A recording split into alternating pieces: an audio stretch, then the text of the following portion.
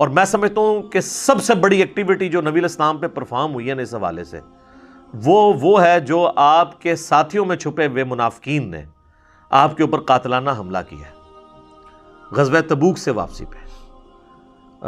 اصحاب عقبہ دیکھیں، وہ گھاٹی والے لوگ جو صحیح مسلم میں اوپر تلے 2-3 احادیث ہیں، وہ ناسمیوں کے کانٹے میں پھنس جاتی ہیں، گلے کے اندر کانٹا بن کے، جب ہم پیش کرتے ہیں کہ نبی علیہ السلام فرمایا میرے اصحاب میں 12 منافق ہیں، ان میں سے 8 کو ان کی کمر پہ دبیلا پھوڑا نکلے گا جس کی جو ہے وہ ہیٹ اپنے سینے پہ محسوس کریں گے، وہ جنت میں کبھی بھی نہیں داخل ہو سکتے یہاں تک کہ سوئی کے ناکے سے اونٹ نہ گزر جائے۔ اور یہ مثال قرآن میں بھی اللہ تعالیٰ نے کافروں اور منافقین کے بارے میں کہی کہ جس طرح یہ محال ہے نا فزیکل ورلڈ میں کہ سوئی کے ناکے میں سے اونٹ نہیں گزر سکتا، یہ عرب کا محاورہ تھا، اس طرح کافر اور منافق جنت میں نہیں جا سکتے۔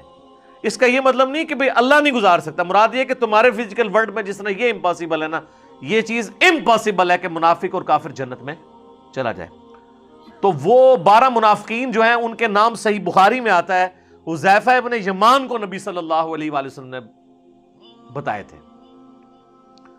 حذیفہ ابن یمان کو اس لیے بتائے کہ مسند امام احمد کے اندر حدیث موجود ہے کہ حضرت عمار ابن یاسر اور حذیفہ ابن یمان نے نبی علیہ السلام کی جان بچائی تھی اپنی جان پر کھیل کر منافقین کے اگینسٹ، اور اس کا ذکر سورہ التوبہ کی آیت نمبر 74 کے اندر موجود ہے۔ باقاعدہ یہ نبی علیہ السلام پہ جو قاتلانہ حملہ ہوا تھا نا، اس کا ذکر اللہ تعالیٰ نے قرآن میں فرمایا ہے۔ یہ کوئی چھوٹی ایکٹیویٹی نہیں ہے، نبی علیہ السلام کی زندگی کی چند بڑی ایکٹیویٹیز جو آپ پہ پرفارم ہوئی۔ اللہ تعالیٰ فرمایا یحلفون باللہ ما قالوا، وہ جو کچھ کہتے ہیں نا منافقین، اس پہ پردہ ڈالنے کے لیے اللہ کی جھوٹی قسمیں کھاتے ہیں۔ وَلَقَدْ قَالُوا كَلِمَةَ الْكُفْرِ وَكَفَرُوا بَعْدَ إِسْلَامِهِمْ، جبکہ یہ ایک دفعہ جو ہے وہ کلمات کفر بک چکے ہیں اور اسلام لانے کے بعد کافر ہو گئے ہیں۔ وَهَمُّوا بِمَا لَمْ يَنَالُوا، اور انہوں نے وہ کچھ کرنے کی کوشش کی جس پہ یہ قدرت نہ پا سکے۔ اس کے کانٹیکسٹ میں حافظ ابن کثیر یہ لے کے آئے ہیں کہ یہ غزوہ تبوک پہ جو حضور علیہ السلام پہ قاتلانہ حملہ ہوا تھا، غزوہ تبوک سے واپسی پہ، جس کی پوری ڈیٹیل مسند امام احمد میں ہے، صحیح مسلم میں بھی کچھ حصہ موجود ہے 12 منافقین والا۔ ان کے نام میں نے آپ کو نہیں بتانے کہ کن کن کی موت دبیلا پھوڑے سے ہوئی، یہ آپ نے انہی سے پوچھنا ہے، اور پوچھیں گے تو ان کے منہ سے جھاگ چھوٹے گی کیونکہ ان کو پتہ ہے کس کس کی موت ہوئی۔ میں نہیں بتاتا، یہ کوئی اسلام کی کوئی بنیاد نہیں ہے، وہ مر کھپ کے اللہ کے پاس پہنچ چکے ہیں، اب اس میں سے کیا نکالنا ہے۔ اصل چیز یہ ہے کہ نبی علیہ السلام کے اوپر یہ ایکٹیویٹی انہوں نے پرفارم کی۔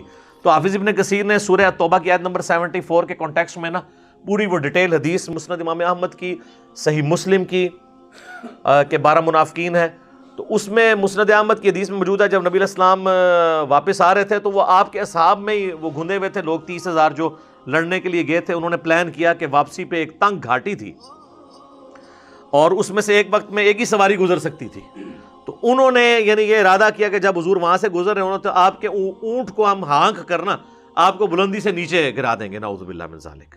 بس وہ اینڈ ٹائم کے اوپر حضرت حذیفہ ابن یمان اور عمار ابن یاسر وہ ساتھ ساتھ تھے، کیونکہ مولا علی نہیں تھے نا، وہ تو بخاری مسلم میں حدیث ہے نا، تبوک کے موقع پر مولا علی کو بچوں اور عورتوں پہ حضور نے چھوڑا تو وہ رونا شروع ہو گئے کہ کبھی کسی جنگ میں میں حضور سے الگ نہیں رہا۔ تو حضور نے اتنی بڑی فضیلت فرمائی کہ کیا تو اس پہ راضی نہیں ہے کہ تیری میرے ساتھ وہی نسبت ہے جو ہارون کی موسیٰ کے ساتھ، مگر میرے بعد کوئی نبی نہیں۔ تو وہ حضور کی پروٹیکشن کے لیے ہر وقت مولا علی تو سائے کی طرح ساتھ رہتے تھے، تو سر مولا علی نہیں تھا، عمار ابن یاسر تو تھے نا، سر پتہ چلا عمار کون ہے ہم، اور حذیفہ ابن یمان، ان دونوں نے نا ان سے لڑ کے نا حضور علیہ السلام کی سواری کو بچا لیا۔ اور ادھر حذیفہ ابن یمان کو حضور نے فرمایا تھا کہ مجھے پتہ ہے یہ کون لوگ ہیں جنہوں نے میرے پہ قاتلانہ حملہ کیا ہے، لیکن یہ تیرے میرے درمیان راز رہے گا، میں تجھے ان کے نام بتا دیتا ہوں۔ تو حذیفہ ابن یمان کو نبی علیہ السلام نے ان 12 منافقین کے نام بتا دیے تھے، اور انہی کا وہ ٹولہ تھا جنہوں نے مسجد درار بنا لی تھی، اردو میں ہم زرار کہتے ہیں، عربی میں مسجد درار کا ذکر بھی سورہ توبہ میں موجود ہے۔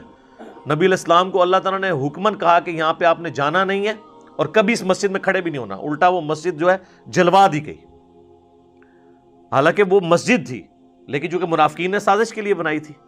یہ تو کنکلوڈ کر بیٹھے تھے کہ نبی علیہ السلام تو اب رومن امپائر سے ٹکرانے گئے ہیں، دنیا کی سپر پاور، تو یہ تو واپس نہیں آئیں گے، تو ہم اپنا مرکز شفٹ کر لیں گے مسجد درار، اور یہ بنی بنائی ایک سٹیج ہمیں مل جائے گی۔ لیکن هو الذی ارسل رسولہ بالہدی ودین الحق لیظہرہ علی الدین کلہ ولو کرہ المشرکون. وہی اللہ ہے جس نے الہدا یعنی قرآن اور دین حق کے ساتھ اپنے نبی صلی اللہ علیہ وآلہ وسلم کو مبعوث کیا تاکہ تمام ادیان پہ اسے غالب کر دیں. صلاۃ بر محمد و آل محمد، اللہم صلی علی محمد و علی آل محمد. تو نبی علیہ السلام واپس آ گئے. سورہ توبہ تو پوری کمنٹری ہے غزوہ تبوک سے پہلے کے حالات اور بعد کے. سر وہ تو آج پڑھتے ہیں نا، یقین کرے اللہ تعالیٰ کی جو اس میں لینگویج ہے اور جو ڈانٹ ڈپٹ ہے، بندہ کہاں اٹھتا ہے. میرا مسئلہ 96 اس کے اوپر دیکھ لیں، عظمت صحابہ، رد المنافقین اور سنی شیعہ کے اختلاف کا تحقیقی جائزہ.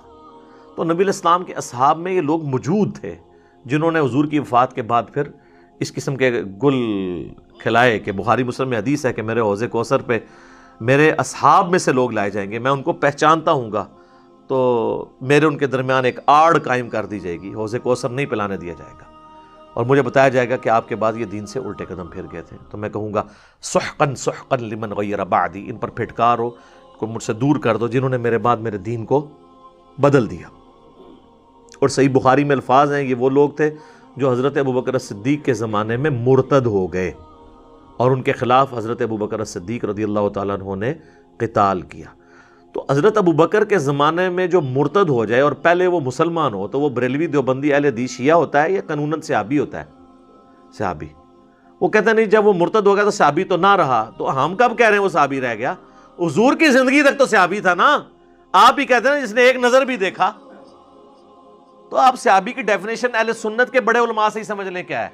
صرف دیکھا نہیں، دیکھا، حضور کی صحبت کی اور مرتے دم تک ایمان پر قائم رہا، ادر بھی وہ صحابی نہیں ہوگا. سنن دارمی میں حدیث موجود ہے، نبی علیہ السلام اذا جاء نصر اللہ والفتح تلاوت کی جا رہی تھی تو آپ نے فرمایا کہ جس طرح گروہ در گروہ دین میں داخل ہو رہے ہیں نا لوگ، میرے مرنے کے بعد گروہ در گروہ لوگ دین سے نکل بھی جائیں گے. حضور کو پہلے ہی پتا تھا کہ یہ بعد میں کام ڈالنا ہے. لیکن یہ روافظ کا یہ کہنا کہ معاذ اللہ اس میں یہ سیدنا ابوبکر، عمر، عثمان یہ لوگ شامل ہیں، نعوذ باللہ ایسا نہیں ہے. یہ لوگ تو پوری زندگی پیشن کے ساتھ نبی علیہ السلام کے ساتھ اٹیچ رہے، اور بعد میں بھی ان کے سرٹیفکیٹ ان کو کسی رافضی عالم سے لینے کی ضرورت نہیں ہے. مولا علی کا سرٹیفکیٹ ان کے ساتھ ہے. اور میں نے تو نہج البلاغہ سے کتنے خطبے مولا علی کے پیش کیے ہیں پچھلے دنوں جب حضرت ابوبکر صدیق کی گستاخی کی ہے غالی رافضی نے، تو وہ تو میں نے نہج البلاغہ شیعہ کی کتاب سے پیش کیے ہیں کہ وہ پولیٹیکل اختلاف اپنی جگہ، بہرحال کفر اور اسلام کا مسئلہ نہیں تھا. ہاں بعد میں جنگ جمل صفین نہروان کے معاملے میں ہم سمجھتے ہیں مولا علی کے ساتھ زیادتی کی گئی ہے، ہم اس میں ان کے ساتھ کھڑے ہیں، بلکہ سب سے زیادہ دفاع تو اسی پلیٹ فارم سے ہو رہا ہے اللہ کے فضل سے. تو نبی علیہ السلام کو اللہ تعالیٰ نے تبوک سے واپسی پہ بھی اس قاتلانہ حملے میں بچا لیا. تو یہ ہر جگہ اللہ تعالیٰ نے حفاظت کی ہے. سورۃ المجادلہ میں کیٹاگوریکلی آیا ہے کتب اللہ لأغلبن انا ورسلی، اللہ تعالیٰ نے یہ ڈیسٹنی میں طے کر دیا ہے کہ میرے رسول اور میں ہی غالب رہیں گے. رسولوں کو اسپیشل پروٹیکشن ہوتی ہے. انبیاء قتل ہوئے ہیں لیکن صاحب شریعت رسول قتل نہیں ہوتے، کیونکہ وہ تو خود کافروں کو دھمکی لگاتے ہیں کہ اگر ایمان نہیں لائے تو بڑے دن کا عذاب تمہیں آ پکڑے گا. ٹھیک ہے، وہ حدیث تو سب کو پتہ ہے، یہ تو باپا جانی بھی اگلے دن بیان کر رہے تھے حدیث تو ٹھیک ہے. وہ تو پھر اسے کیا وہ تو بلکہ حضرت معاویہ کے فضائل میں بیان کر رہے تھے کہ ایک بندہ ان کو ملنے کے لیے گیا تو وہ اپنے پھوڑے کی تکلیف کی وجہ سے کھانس رہے تھے اور بخار کے اندر مبتلا تھے اور کرا رہے تھے. تو انہوں نے کہا نبی علیہ السلام نے فضیلت ارشاد فرمائی ہے. شیعہ تو وہ 12 منافقین والے کھاتے میں فٹ کر دیتے ہیں اسے. چلیں منافق کا فیصلہ تو قیامت والے دن ہوگا، دنیا میں تو کوئی نہیں کر سکتا. ہم تو جو بھی اہل قبلہ اہل کلمہ ہیں ان کو مسلمان ہی سمجھتے ہیں. شیعہ کا موقف غلوف کے اوپر مبنی ہے، کیونکہ اگر یہ بات مان لی جائے تو امام حسن علیہ السلام نے کبھی بھی حضرت معاویہ کے سپرد یہ والا ملوکیت والا معاملہ نہیں کرنا تھا. اچھا کیونکہ ظاہر ان سے نکلی خلافت تو ملوکیت ہی بن گئی نا. تو ظاہر یہ چیز بعید ہے کہ حضرت حسن ابن علی کسی منافق کے حوالے امت کی باغ دوڑ کرتے ہیں. لیکن یہ بعد میں نکلا تھا نا، امام حسن تو مطلب نہیں، لیکن صلح حسن تو ہوگی تھی نا. جی صلح حسن ہو کے حضرت حسن خلافت سے دستبردار ہوئے اور فضیلت بھی انہی کی تھی نا بخاری میں کہ یہ بیٹا سید ہے، اس کی وجہ سے صلح ہوگی. اس میں امپلائڈ ہے کہ جو مخالف ہے وہ تو پیچھے ہٹنے کے لیے تیار نہیں ہے، حضرت حسن ہی قربانی دیں گے. مسلم کی حدیث میں ہے کہ عقبہ والوں میں سے ایک شخص حضرت حذیفہ سے جھگڑ رہا تھا اور حضرت حذیفہ نے اس شخص کو منافقین میں شمار کیا، تو کیا کسی کتاب حدیث میں اس شخص کا نام آیا؟ واللہ عالم جی۔ صحیح مسلم میں 7035 نمبر حدیث ہے کہ نبی علیہ السلام نے فرمایا کہ میرے اصحاب میں 12 منافقین ہیں، وہ اس وقت تک جنت میں داخل نہیں ہوں گے جب تک کہ اونٹ سوئی کے ناکے سے گزر نہ جائے، جیسے امپاسبل ہے، جیسے قرآن میں بھی ہے سورۃ الاعراف میں کہ کافر جنت میں داخل نہیں ہوں گے یہاں تک کہ سوئی کے ناکے میں سے اونٹ نہ گزرے، یہ عرب کا محاورہ تھا۔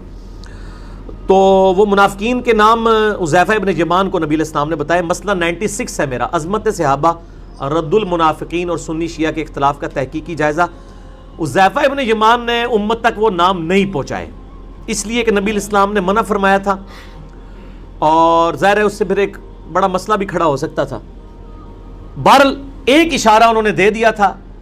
حضرت علی کی خلافت اسٹیبلش ہونے سے 40 دن پہلے وہ فوت ہوئے، انہوں نے مرتے وقت اپنے بیٹے کو نصیحت کی تھی کہ میرے بعد جب تم اختلاف دیکھو، ان کے بیٹے کا نام تھا محمد بن حذیفہ، تو تم نے ہر مسئلے میں حضرت علی کے ساتھ رہنا ہے۔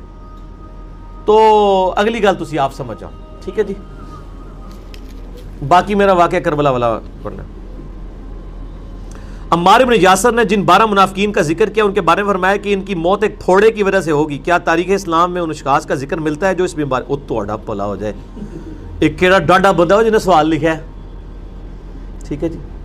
ہاں جی، اس میں کئی ایسے ہیں جو اسی پھوڑے سے مرے ہوئے ہیں، لیکن اس طرح ہم ڈیفینیٹلی فیصلہ نہیں کر سکتے، اس لیے کہ نبی علیہ السلام نے خوارج کی نشانی بیان کی ہے کہ وہ ٹینڈ کروائیں گے، گنج۔ اب اس کا یہ مطلب نہیں کہ جو بھی گنج کروائے، یعنی سر کے بال ریموو کروائے، وہ خارجی ہوگا، کیونکہ مولا علی علیہ السلام خود بھی گنج کرواتے تھے۔ ابو داؤد میں حدیث ہے کہ مولا علی کہتے ہیں کہ جب سے میں نے نبی علیہ السلام سے سنا کہ جس کا ایک بال بھی غسل میں خشک رہ گیا اسے عذاب دیا جائے گا، میں نے اپنے سر کے ساتھ دشمنی کی، میں نے اپنے سر کے ساتھ دشمنی کی، میں نے اپنے سر کے ساتھ دشمنی کی، اور میں نے بال اس طرح پھروا دیا۔ حضرت علی رضی اللہ تعالیٰ عنہ اس طرح پھرواتے تھے۔ تو خوارج کی ایک نشانی یہ بھی ہے۔ تو یہ نہیں ہوگا کہ جو بھی اس طرح پھروائے گا وہ خارجی ہوگا۔ ہاں یہ کہا جا سکتا ہے کہ جو خارجی ہوگا نا وہ اس طرح بھی پھرواتا ہوگا۔ تو یہ پھوڑے والا جو ہے یہ بیماری ظاہر ہے کہ یہ کینسر نما ایک دوبیلا پھوڑا ہوتا تھا۔ اب وہ ظاہر ہے کہ آپ یہ تو علماء سے پوچھ کے چلیں، ان علماء سے ہی آپ جا کے پوچھیں کہ نبی علیہ السلام کے ساتھیوں میں سے کون سے لوگ ہیں جو دوبیلا پھوڑے کی وجہ سے دنیا سے گئے ہیں۔ تو اگر ان کی منہ سے جھاگ نکلنا شروع ہو جائے، کانوں سے دھواں نکلنا شروع ہو جائے، تو آپ سمجھ لیں کہ وہ آپ کو نام نہیں بتائیں گے۔ تو میں نے تو ویسے ہی نہیں بتانا آپ کو، یہ اپنے علماء سے پوچھ کے چلیں۔ یہ کہتے ہیں نا علماء سے پوچھ کے چلیں، تو آپ علماء سے پوچھتے ہیں۔ اچھا ایک طرف یہ آپ کو کہتے ہیں ہم سے پوچھیں، جب پوچھنے جاتے ہیں تو اینڈ پہ جاندے نے اگوں اللہ دے بندے ہو کہ وہ جس طرح سورۃ الاعراف ہی آیا ہے کہ اللہ نے علماء سو کی مثال دی ہے کتے کی سی کہ وہ زبان ہانپتا رہتا ہے، اور واقعی آج بھی اسی طرح ہی ہوتا ہے کہ وہ بنی اسرائیل کے تو علماء سے زبان ہانپتے تھے، تو مطلب آگے پتہ نہیں کہاں تک اتر آتے ہیں۔ تو چلیں ہم اس نے ظن رکھتے ہیں، آپ جن کو علماء حق سمجھتے ہیں ان کے پاس جائیں گے، جی آپ نے یہ جو پھوڑے کا نام ہے دوبیلا، حدیث نمبر ہے صحیح مسلم میں 7035 انٹرنیشنل نمبر کے مطابق، مسئلہ نمبر 96 میں موجود ہے، وہ آپ دیکھ لیں اور آپ اپنے علماء سے پوچھ کے چلیں کہ یہ کون ہے، ٹھیک ہے جی۔ اگر آپ کے علماء یہ کہیں یہ باتیں نہیں کرنی چاہیے تو ان کو کہیں کہ اس کا مطلب ہے are you trying to teach your profit, یعنی آپ کیا اپنے نبی کو یہ سمجھانا چاہ رہے ہو کہ یہ باتیں نہیں کرنی، کیونکہ ہمیں تو نبی علیہ السلام نے بتائی ہے نا۔ آپ دیکھیں یہ چند لوگوں کا دفاع کرتے ہوئے اپنا ایمان سے ہی، مجھے مولانا ساق صاحب کا ایک جملہ یاد آ گیا، پہلے تو میں ان کو کوٹ نہیں کرتا تھا، لیکن ظاہر ہے کہ اب تو میں نے چونکہ جب کافروں کو کوٹ کرنا شروع کر دیا تو میں ان مسلمانوں کو کوٹ کیوں نہ کروں کہ جن کی وجہ سے کتنے مسلمانوں کی اصلاح ہوئی ہے۔ تو مولانا ساق صاحب یعنی اکثر کہتے تھے وہ یار نبی نال ٹکر لینی جے یہ گلاں نہ کر کے، نبی تو انہوں دس کے گیا تو تسی آ رہے ہو گلاں نہیں کرنی، اللہ دے بندے ہو نبی نال ٹکر لیندے ہو۔ بھائی اسی تو نہیں نبی نال ٹکر لیندے۔ اگر نبی علیہ السلام نے فرمایا کہ جی میری بیوی پر حوب کے کتے بھونکیں گے، تو نبی علیہ السلام کو اپنی بیوی کی عزت ہم سے زیادہ پیاری ہے۔ اگر وہ امت کو یہ حدیث بتا کے گئے ہیں تو یقیناً آپ بتا گئے ہیں، ہم نے بھی اسی طریقے سے نقل کیا اور آگے بیان کی ہے، ٹھیک ہے نا جی۔ اس میں کوئی گستاخی نہیں ہے، یہ اسی طرح کی گستاخی ہے جیسے کوئی کہ جی قرآن اتنی پاک کتاب ہے تو یہ شیطان کا نا نیور کیوں آیا ہے، کڈو، تو کوئی نکال سکتا ہے؟ قرآن میں اللہ کے بعد سب سے زیادہ نام جس کا ہے وہ شیطان ہے، کسی پیغمبر کا بھی نام نہیں اتنی دفعہ آیا. ہاں سارے پیغمبروں کے نام جمع کریں نا، جتنی دفعہ ریپیٹ ہوئے ہیں اس سے زیادہ شیطان کا نام آیا ہوا ہے. تو آپ کو نکال سکتا ہے اس کو، حقیقت ہے ایک. اسی طرح نبی علیہ السلام کی جو حدیث ہے وہ حقیقت ہے. بہرحال امام بخاری امام مسلم سچے لوگ تھے، انہوں نے نقل کی ہیں. اب میں یہ نہیں کہتا کہ امام بخاری امام مسلم کے بعد میں ہی سچا جمیا ہوا. میں کہنا وہ سارے سچے نے جنہوں نے پرنٹنگ کر دے تھے میرے تک پہنچا دیتی ہے. میں سارے والے اس نے ظن رکھتا ہوں کہ سارے سچے تھے، انہوں نے میرے تک یہ کتابیں پہنچائی ہیں. مولا کا مطلب دوست ہے. آپ مولا علی تو کہتے ہیں، مولا ابو بکر، مولا عمر، مولا عثمان نہیں کہتے. بالکل آپ جھوٹ کہہ رہے ہیں جی. میں نے درجنوں لیکچروں میں مولا ابو بکر، مولا عمر، مولا عثمان کہا ہوا ہے، میرے درجنوں لیکچر میں موجود ہے. یہ آپ بالکل جھوٹ لکھ رہے ہیں، توبہ کریں، آپ نے میرے میں بہتان لگایا ہے. مسئلہ 55B دیکھ لیں، میرے درجنوں لیکچروں میں موجود ہے. آپ نے نہیں سنا، آپ یہ کہیں گے میں نے سنا نہیں، یہ کہتے تو آپ نے یہ دعویٰ کسی کے بارے میں کرنا بالکل غلط ہے. المحلہ امام ابن حزم کی کتاب میں 12 منافقین کا ذکر ہے. وہ روایتیں کمزور ہیں میرے بھائی، وہ ان کی اسناد درست نہیں ہے، ہم نہیں اس کو صحیح سمجھتے. نام کہاں سے موجود ہو گئے؟ جب حذیفہ ابن یمان کو حضور صلی اللہ علیہ وآلہ وسلم نے وہ نام بتائے اور کہا کہ یہ میرا راز ہے، تو انہوں نے اس راز کو لیک نہیں کیا. تو یہ لوگوں کی اسیسمنٹ ہے. وہ تو آپ کو کئی بڑے اصحاب کے نام پہ بھی روایتیں مل جائیں گی، لیکن روایتیں کمزور ہیں. اس میں بس ایک نشانی تھی جو صحیح مسلم میں ہے کہ ان کی پیٹھ پہ ایک پھوڑا نکلے گا جس کی گرمائش وہ اپنے سینے میں بھی محسوس کریں گے، اور ان کی ڈیتھ جو ہے وہ دوبیلا پھوڑے سے ہوگی. مسلم شریف میں 7035 نمبر حدیث ہے. تو اب وہ آپ علماء سے پوچھیں. علماء سے جب لوگ پوچھنے جاتے ہیں کہ جی بتائیں کہ کس کس بندے کی موت حضور کے زمانے میں جو ان کے ساتھیوں میں سے تھے دوبیلا پھوڑے سے ہوئی ہے، تو وہ آگے سے اور باتیں شروع کر دیتے ہیں. انہیں پتہ ہے کہ کس کس کی ہوئی ہے موت. تو باقی جن لوگوں کی تعریف کرتے ہیں ہم آپ کو نظر آتے ہیں نا ویڈیوز میں، ان میں سے کوئی ایسا نہیں تھا. خلفائے راشدین میں سے ایسا کوئی نہیں تھا. اصحاب عشرۃ مبشرۃ میں سے ایسا کوئی نہیں تھا. آف کیمرہ جواب دیں. نہیں جی میں نے آف کیمرہ وہی کہنا ہے جو ان کیمرہ کہنا ہے. منافقین کے نام جب حضرت حذیفہ ابن یمان کو بتائے گئے تو عمار ابن یاسر کو بھی وہ نام نہیں پتا تھے. تو جو نام عمار ابن یاسر کو نہیں پتا وہ نام میں آپ کو کیسے بتا سکتا ہوں؟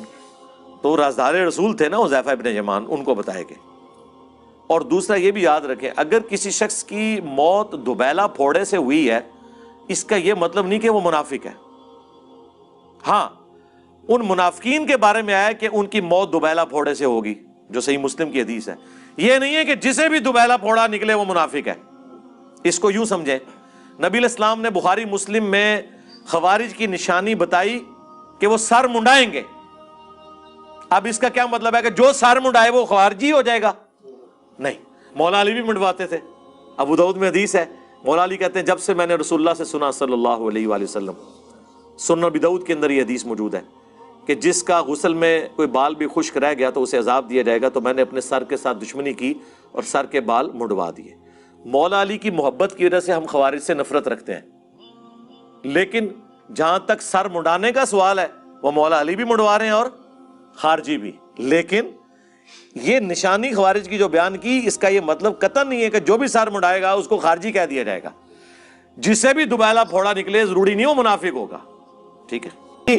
انجینئر صاحب کو چاہیے کہ وہ یہ کہیں کہ میں اس زمانے میں ہوتا نا تو میں صلح کروا دیتا. تو بھی صلح کرا دیتا نا حضرت عثمان اور بلوائیاں کے درمیان. لو سامو ادھر کیوں نہیں بولتے ہو کہ صلح کروا دیتا میں حضرت ابو بکر اور منکرین زکات کے درمیان؟ کتنی ان کو بری لگے گی یہ بات. لگتی ہے نا بری. صلح کروا دیتا، صلح کروا دیتا. اور سورہ الحجرات میں ہے کہ مسلمانوں کا اگر کوئی گروہ باغی ہو جائے اس کے خلاف قتال کرو یہاں تک کہ وہ توبہ پر آمادہ ہو. قرآن بھی تمہیں ہم نے پڑھانا ہے. اور سورۃ النساء میں آیا یا ایھا الذین آمنوا اطیعوا اللہ واطیعوا الرسول واولی الامر منکم. اطاعت کرو اللہ کی، اس کے رسول کی اور اپنے حاکم کی. تو حاکم وقت کی اطاعت یہی ہے کہ اس کے ساتھ مل کر اس کے مخالفین کے اوپر آپ نے تلوار اٹھانی ہے جب وہ تلوار اٹھانے کا کہے گا. صلح کروا دیتا. قرآن بھی نہیں پڑھیا، حدیث بھی نہیں پڑھی، گلاں سنو انہاں دیاں. وہ جی بخاری مسلم میں حدیث ہے کہ جب دو مسلمان آپس میں لڑیں تو قاتل اور مقتول دونوں جہنمی ہیں. اچھا اس کا کیا مطلب ہے؟ تم یہ کہنا چاہ رہے ہو کہ حضرت علی اور ان کے مخالفین دونوں جہنم گئے؟ نعوذ باللہ. بھونکو نا جو بھونکنا ہے، نکالو نا اس میں سے. اس حدیث کو لے کر وہ کہتے ہیں کہ حضرت ابو بکر رضی اللہ تعالیٰ عنہ بھی جنگ سے پیچھے ہٹ گئے تھے اسی وجہ سے. بھائی ان کی اجتہادی غلطی ہے. حضرت اسامہ بن زید کی اجتہادی غلطی ہے، انہیں حضرت علی کا ساتھ دینا چاہیے تھا. لیکن اس کا یہ قطعاً مقصد نہیں ہے کہ یہ حدیث فٹ کی جائے حضرت علی اور ان کے مخالفین کے اوپر. یہ وہ لڑائی ہے جو ذاتی بنیاد پہ ہو، کہ کوئی مسلمان دوسرے مسلمان کو لسانیت کی بنیاد کے اوپر، جائیداد کے جھگڑے کے اوپر، کسی فرقہ وارانہ اختلاف کے اوپر قتل کر دے، وہ جہنمی ہے. لیکن جب خلیفہ وقت باغیوں کو کچلتا ہے تو خلیفہ وقت کہاں سے جہنمی ہو گیا بھائی؟ بات ہی کچھ اور تھی، اور یہ پکڑ کے حدیث کو اٹھا کے کہاں سے کہاں لگا دیتے ہیں. خلیفہ وقت کے لیے وہ پھر آیت ہے سورۃ الحجرات والی، کہ مسلمانوں کا گروہ باغی ہو جائے تو اس کے خلاف قتال کرنا ہے. اور دیکھ لیں جو لوگ اس وقت نیوٹرل ہو گئے تھے نا، عبداللہ ابن عمر، ان کو بھی آخری وقت میں پتا چل گیا کہ ان کے ساتھ کیا ہوا ہے. اسی بنو امیہ کے ہاتھوں وہ لوگ قتل ہوئے ہیں. عبداللہ ابن عمر کو نیزہ حجاج ابن یوسف نے حج کے دنوں میں پاؤں میں زہر آلود مروا دیا تھا، اسی سے وہ شہید ہوئے. پوری زندگی بنو امیہ کا ساتھ دیتے رہے، آخر میں انہوں نے ان کو شہید کر دیا. اسی لیے المستدرک للحاکم میں اور مجمع الزوائد کے اندر موجود ہے، اور امام ابن عبد البر نے الاستیاب میں نقل کیا ہے صحیح سند کے ساتھ کہ عبداللہ ابن عمر آخری وقت میں کہتے تھے کہ مجھے پوری زندگی کسی بات پہ غم نہیں ہے کہ میں نے کبھی کوئی نماز روزہ چھوڑا ہو. البتہ ایک چیز مجھ سے مس ہینڈل ہوئی کہ میں نے حضرت علی کے ساتھ مل کر فیہ باغیہ، یعنی جو حضرت علی کے مخالفین تھے، باغی گروہ صفین والے، ان کے خلاف قتال نہیں کیا. یہ مجھے غم رہے گا.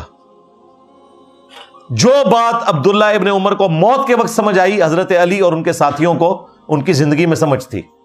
اور دیکھ لیں آج تک دوبارہ خلافت نصیب نہیں ہوئی ہے، کیونکہ اس امت نے جرم ہی بہت بڑا کیا ہے. تحریک خلافت چلانے والوں، ذرا خلافت کی پیٹھ میں چھرا گھونپنے والے شخص کو بھی بے نقاب کرو، جس طرح ہم نے کیا ہے الحمدللہ. تو اللہ کا شکر ہے، میں قرآن و سنت کی روشنی میں چیزیں کھول کر بیان کرتا ہوں، اور کوشش کرتا ہوں کہ احترام والا معاملہ اپنی جگہ رہے، وہ اپنی جگہ ہے. لیکن یہ نہیں ہو سکتا کہ ہم خلفائے راشدین کے مخالفین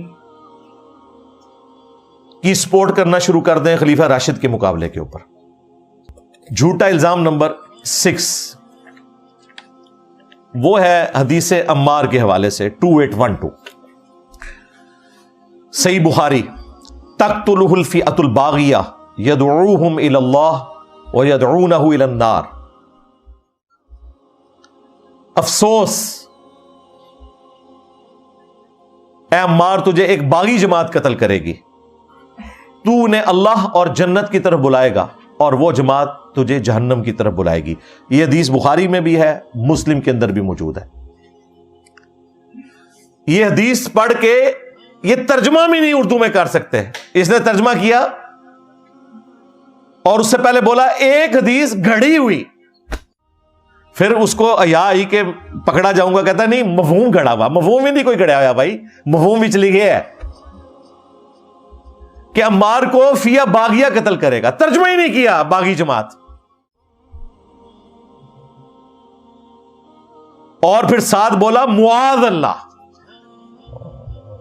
یہ مرزا جہلمی چھپا ہوا رافضی اہل سنت کا لبادہ اڑا ہوا، وہ بدبخت ہر وقت ہر ٹائم اس خاندان کے اوپر حملہ آور، اس خاندان کی توہین و تشنیع کرنا. ایک حدیث گڑی ہوئی ہے، ایک حدیث گڑی ہوئی ہے، ایک حدیث گڑی ہوئی ہے، یعنی مفہوم گڑا ہوا. حدیث تو درست ہے، کہتا ہے عمار کو فیہ باغیہ قتل کرے گا، وہ عمار کو جہنم کی طرف بلاتا ہوگا. معاذ اللہ، وہ عمار کو جہنم کی طرف بلاتا ہوگا. اور یہ جو جہنم کی طرف بلانے والا گروہ تھا نا، معاذ اللہ، یہ امیر معاویہ کا تھا. امیر معاویہ نے قتل کیا تھا.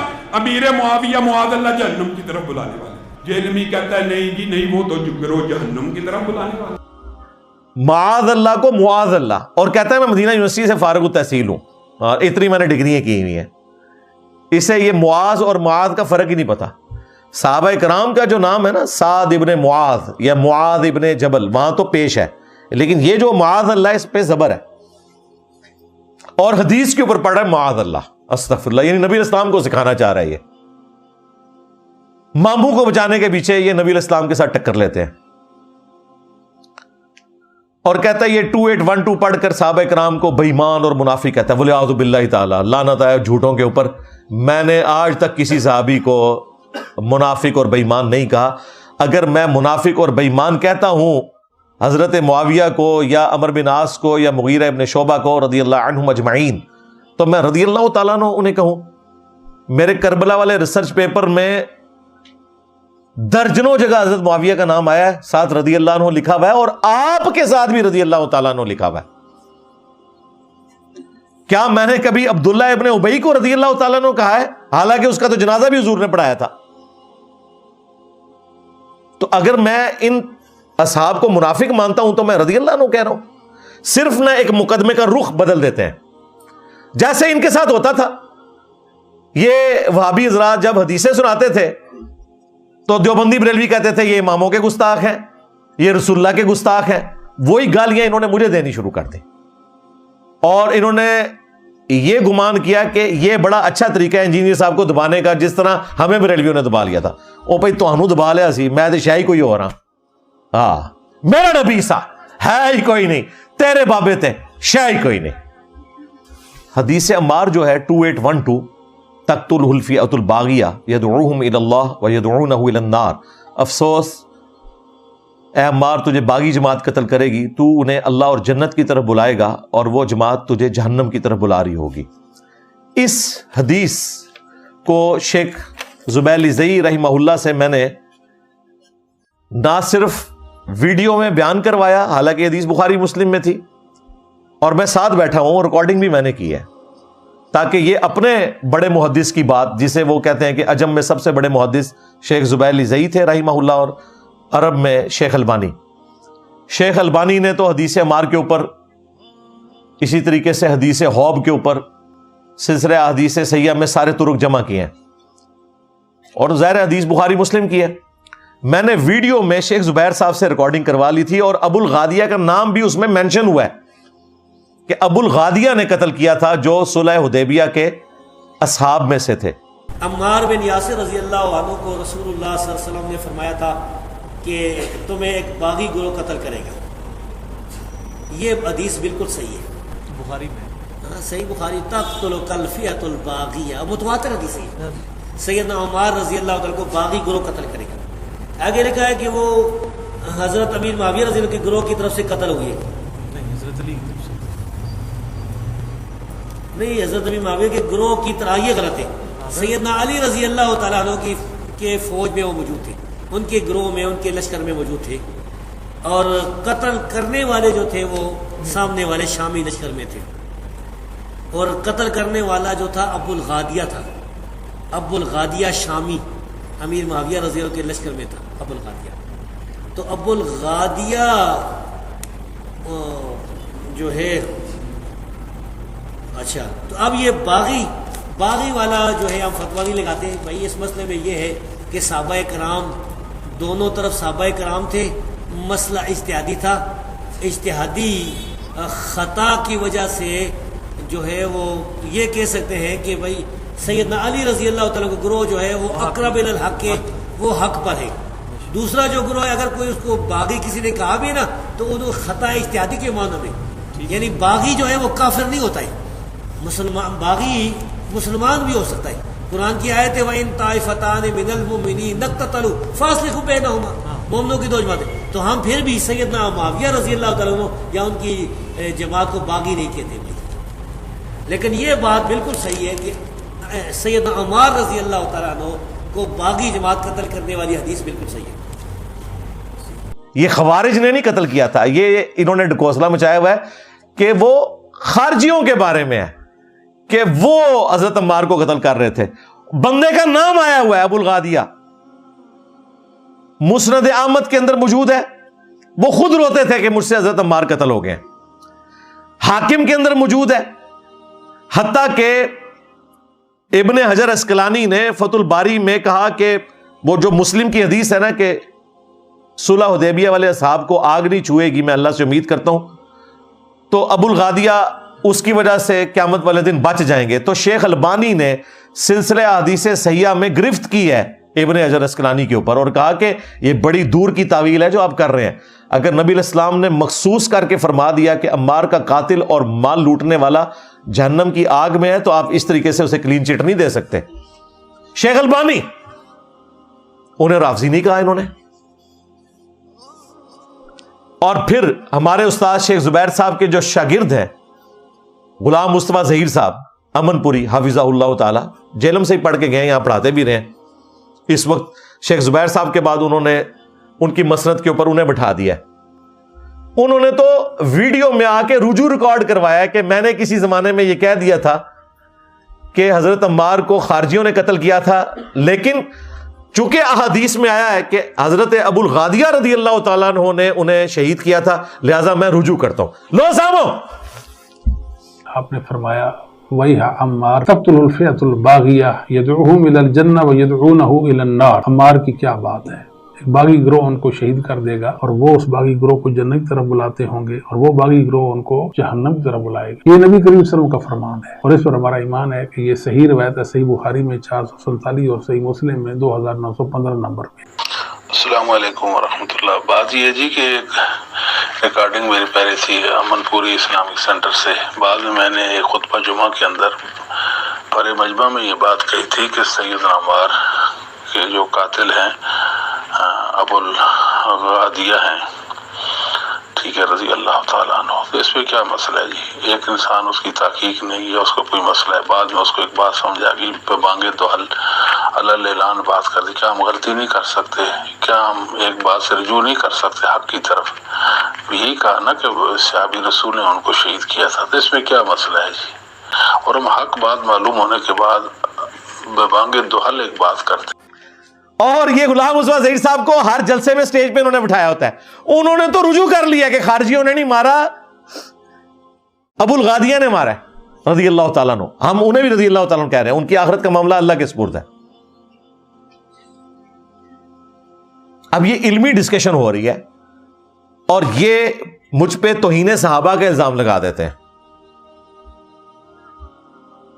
بلکہ قطر والوں نے قعقاع ابن عمر التمیمی کے اوپر فلم بنائی ہے، جس طرح حضرت عمر پہ بنائی ہے نا، انہوں نے قعقاع کے اوپر بھی بنائی ہے، جس کے بارے میں حضرت ابوبکر نے کہا تھا کہ 1000 بندوں پہ بھاری ہے یہ قعقاع.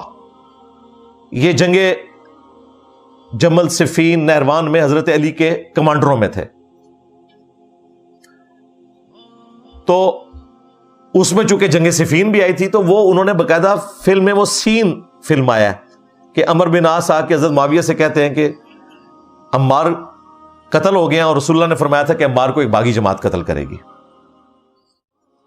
جو مسند احمد کی حدیث ہے، جو حاکم میں موجود ہے.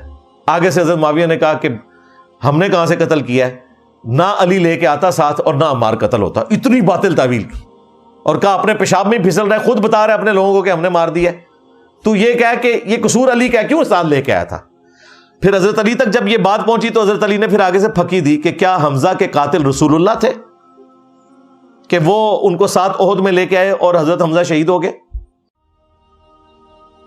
اس کا مطلب ہے الزامی جواب دیتے ہوئے کوئی اس قسم کی بات کرنا کوئی رسول اللہ کی توہین نہیں ہے. حضرت علی نے یہ بات کی